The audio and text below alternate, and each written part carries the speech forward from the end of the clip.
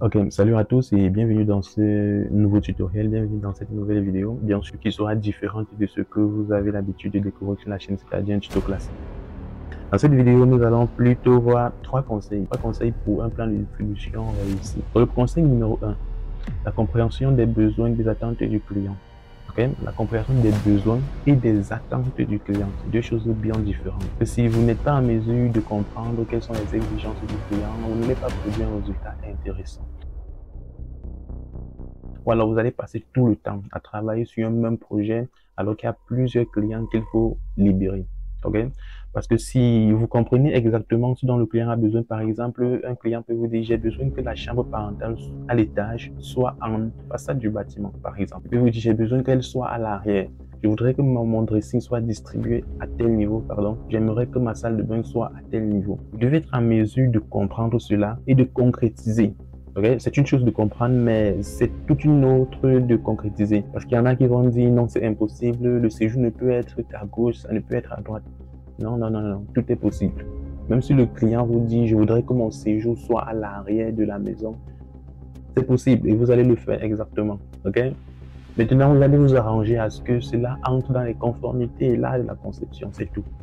Tout est possible. Un client peut décider d'envoyer son séjour à gauche, à droite, ça dépend entièrement de lui. Votre rôle à vous, c'est de rendre cela donc compte, malgré le fait que ce soit positionné à cet X endroit. Voilà. Donc, le conseil numéro 2.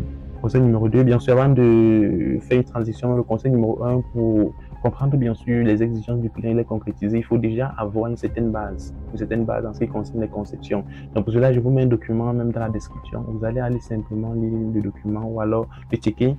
Il est assez long, je crois que c'est le 9R, oui. Et cela va vous permettre d'avoir déjà certaines bases dans ce qui concerne la conception. Donc, conseil numéro 2, maximiser l'espace disponible.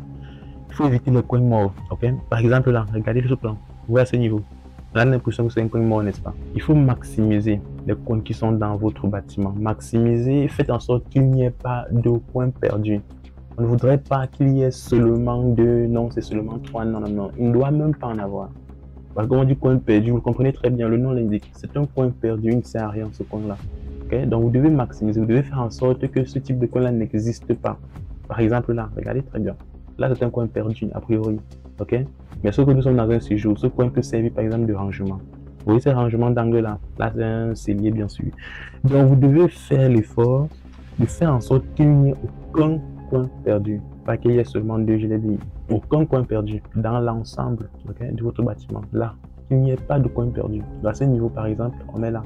C'est un rangement ici. Vous voyez très bien. Vous ne devez pas avoir de coin perdu. Vous devez être en mesure de justifier chaque espace, la raison de X ou de Y disposition que vous avez mis sur le plan de votre client.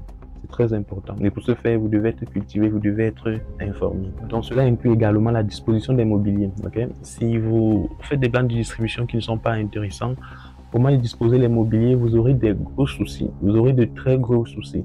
Donc, il faudrait faire des plans qui communiquent, des plans qui parlent. Okay? C'est pourquoi on dit toujours il faut se faire former. Si vous n'êtes pas formé, vous allez faire des projets qui n'auront pas de sens et vous allez perdre vos clients. La prise de contact avec un client, c'est le premier jour. Nous sommes d'accord. Avec qu'un seul jour, vous prouvez, vous montrez de quoi vous êtes capable. Et c'est tout. Après ça, on a fini avec. Okay? Dans le conseil numéro 3, on va dire la cohérence et l'harmonie dans le design. Ok? Je sais, pour réussir le plan de distribution d'une maison, il est essentiel de veiller à ce que le design soit cohérent et harmonieux. Cela implique ici le choix des matériaux. C'est très important. Il y en a qui font des conceptions, ils prennent les pierres de mer.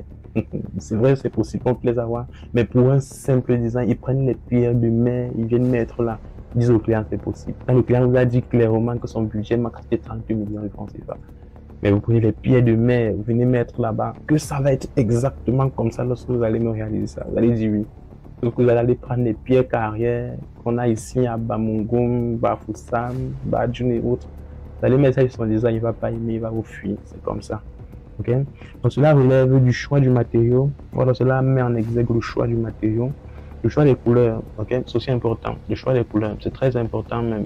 Il ne faudrait pas faire des bâtiments où on voit du vert partout. On a l'impression que là, il n'y a que les agriculteurs à l'intérieur. Il ne faudrait pas faire des bâtiments peints en vert complètement. Ou alors c'est du jaune, des bâtiments peints en rouge.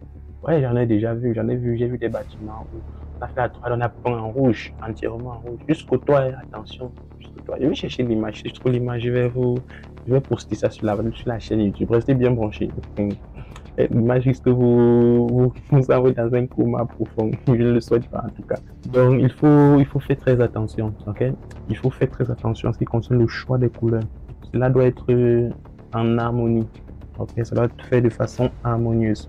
Donc cela va également entrer ou alors prendre en exergue le fait de l'environnement. Cela doit également inclure les paramètres environnementaux. Ok, donc il ne faudrait pas faire des bâtiments où vous allez peindre complètement en vert. C'est vrai, c'est où ce bâtiment.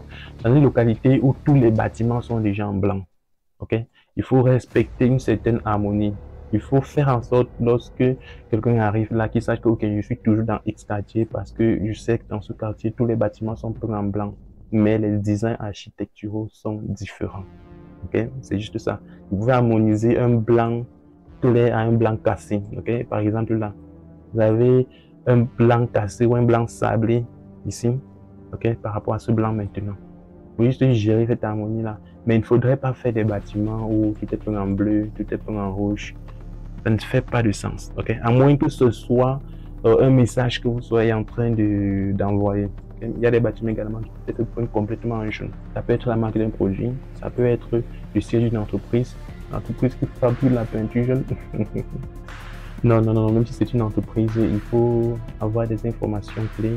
Il faut savoir, voilà, il faut justifier pourquoi X ou Y couleur est disposée à X ou Y endroit. Voilà votre rôle en tant que concepteur ou dessinateur projecteur. Okay. Je vais également rajouter ceci. N'oubliez surtout pas la documentation. Okay. Il existe des milliers de documents disponibles sur Internet. Je peux tout mettre à votre disposition. Okay. Je peux simplement vous donner des liens qui vont vous permettre d'entrer en possession de ces documents-là. Il faut vous documenter. Documentez-vous. Si vous êtes intéressé par la conception architecturale, vous devez vous documenter dans ce sens-là. Si vous êtes intéressé par le calcul de structure, vous devez vous documenter dans ce sens-là. Vous ne pouvez pas être intéressé par la conception, vous partez chercher des documents sur le calcul de structure. Maintenant, il faut être polyvalent. Je suis d'accord. Mais cependant, documentez-vous, cherchez de très bons documents et lisez-les. Okay, c'est une chose d'avoir les documents. On peut avoir 1000 documents dans son PC, mais on n'en utilise pas. Documentez-vous, il y a des sites, il y a plusieurs sites. Je vais vous mettre des liens dans la description. Donc, cette vidéo, en principe, elle est faite pour vous donner juste des informations, pour vous permettre d'appliquer de façon, on va dire, assez propre les formations que vous êtes en train de suivre présentement sur cette chaîne, c'est-à-dire la formation Archicad qui a été ouverte. Donc, plusieurs autres formations arrivent sur la chaîne YouTube. Donc, je vais vous demander simplement de rester branché, de rester bien accroché. Et ce qui arrive va simplement vous intéresser, bien sûr, comme à l'accoutumée. Donc, je pense qu'on devrait arrêter là. Vous savez, l'idée de cette chaîne fait des cours tutoriels. On ne bavard pas beaucoup ici, on travaille. Okay? C'est ça le rôle d'un ingénieur. Il ne bavard pas beaucoup, il agit, il travaille simplement. Donc, je pense qu'on va arrêter là. On va arrêter à ce niveau. Et n'hésitez pas à partager la chaîne. Vous savez quel est le rôle de cette chaîne. Ce n'est pas de faire des millions de vues, mais simplement de créer une grosse communauté, une communauté de leaders, une communauté qui demeure, lorsque chaque membre, chaque personne dira, ok, je maîtrise X ou Y logiciel, que cela soit au moins à 80%. Okay? C'est le rôle de cette chaîne et rien d'autre. Donc, je vais vous demander de partager la chaîne. Abonnez-vous également si ce n'est pas encore fait, parce qu'il y a plus de 6000 personnes qui regardent des vidéos sans être abonnés. Ce n'est pas intéressant, les gars. Donc, abonnez-vous. Et je vous dis tout simplement à très bientôt pour la prochaine vidéo.